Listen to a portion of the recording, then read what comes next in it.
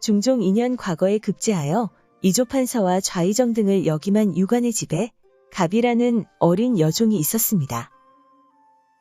가비는 유관의 딸과 비슷한 또래로 어여쁘고 총명하여 유관이 특히 예뻐하며 딸처럼 대해주었고 가비 또한 주인의 배려에 감사하며 성심을 다해 그를 따랐습니다. 그런데 1545년 문정왕후의 남동생인 소윤파 윤원형과 정난정이 정순붕, 이기, 임백령 등과 손을 잡고 대윤파 윤임을 비롯한 유관, 유인숙 등을 영모죄로 누명을 씌워 몰아낸 을사사화가 일어났습니다. 그때 유관은 서천으로 유배되어 가던 중 과천에서 사사되었고 부인과 딸을 비롯한 노비들은 모두 정순붕의 차지가 되었습니다. 유관이 죽고 원수와도 같은 정순붕의 집으로 보내진 유관의 가족과 노비들은 원통하고 분하여 날마다 눈물로 세월을 보냈습니다. 그런데 그럴 때마다 유관이 가장 예뻐했던 여종 가비가 나서서 이제는 새 주인을 잘 모셔야지 언제까지 그러고 있을 거냐며 그들을 책망했습니다. 정순붕의 집에 보내졌을 때 가비의 나이는 겨우 14살이었는데 그녀의 당찬 행동을 본 정순붕은 가비를 매우 기특하게 여겼습니다. 가비는 따로 말하거나 시키지 않아도 정순붕의 마음을 미리 알고 헤아려서 비위를 맞추며 매사에 정성을 다했습니다.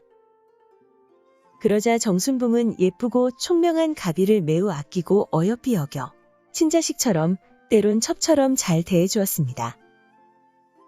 가비의 의복과 음식은 여느 대갓집 여식과 다를 바 없었고 노비가 된 유관의 딸과 가비는 한순간 처지가 뒤바뀌었습니다.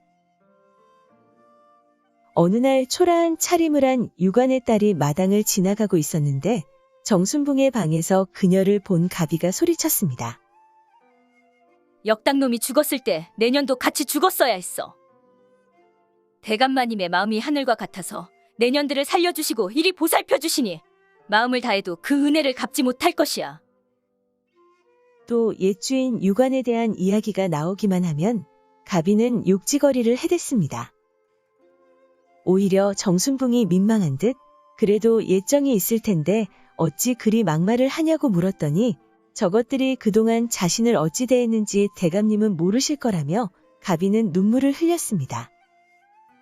정순붕은 가비를 달래면서 한편으론 매우 흡족해했고 더욱더 그녀를 믿게 되었습니다. 유관의 노비들은 그동안 주인에게 누구보다도 많은 사랑을 받았던 가비가 원통해하지는 못할 망정 오히려 더 그들을 괴롭히며 옛주인을 욕보이자 분한 마음을 참을 수 없었습니다. 그들은 어느 날 가비를 애워싸고 혼내주려 하다가 그만 정순붕에게 들켜 오히려 그들이 호되게 매질을 당했고 날이 갈수록 가비는 더욱더 기세가 등등해졌습니다. 시간이 흘러 을사사화가 일어난 지도 어언 3년이 지났습니다. 가비가 정순붕의 집으로 올 때 상로 돌쇠도 같이 넘겨졌는데 돌쇠는 가비를 늘 마음에 두고 있었습니다. 이를 알고 있는 가비는 돌쇠에게 혼인을 해줄 테니 한 가지 부탁을 들어달라고 하였는데 해괴하게도 연병에 걸려 죽은 송장의 팔뚝 하나를 구해달라는 것이었습니다. 돌쇠는 너무 놀라고 당황스러웠지만 혼인을 해준다는 말에 온 동네를 수소문해 겨우 송장 하나를 찾아 몰래 살을 도려내고 뼈를 잘라 갖다 주었습니다. 가비는 기회를 엿보다가 아무도 없을 때 정순붕의 베개 속에 그 뼈를 넣어두었고 이후 정순붕은 이유도 없이 시름시름 알아눕게 되었습니다. 상태는 더욱 위급해지고 모든 약이 소용없자 집안에서는 무당을 불러 굿까지 했지만 정순붕은 결국 세상을 뜨고 말았습니다. 무당은 병의 원인이 누군가의 저주를 받았기 때문이라고 하였고 식구들이 정순붕의 방을 쥐잡듯이 뒤지다가 베개를 뜯어 그 속에 있던 뼈를 찾아냈습니다. 정순붕의 가족은 유관의 노비들이 한 짓이라 생각해 그들을 모조리 잡아들여 매질을 하려 했는데 그때 가비가 그것은 자신이 한 짓이라고 말하며 당당히 나섰습니다. 정순붕의 부인은 대감에게 큰 은혜를 입고서 어찌 이와 같은 일을 저지를 수 있냐며 대노하였습니다. 그러나 가비는 조금의 두려움이나 망설임도 없이 대꾸했습니다. 너희가 내 주인을 죽였으니 곧 나의 원수다. 처음부터 죽이려 하였으나 사정이 여의치 않아 오늘에서야 원수를 갚았으니 이제 내 일은 모두 끝났다. 어서 날 죽여라. 정순붕의 가족들은 가비를 심하게 매질하였고 17살의 가비는 결국 목숨을 잃었습니다. 유관의 가족과 노비들은 그제서야 가비의 마음을 헤아렸고 그녀의 죽음을 몹시 애통해하였습니다.